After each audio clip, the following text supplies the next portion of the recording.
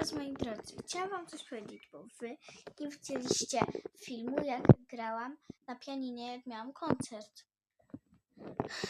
Kompletnie o tym zapomniałam, więc za 3, 2, 1 to zobaczycie. 3, 2, 1.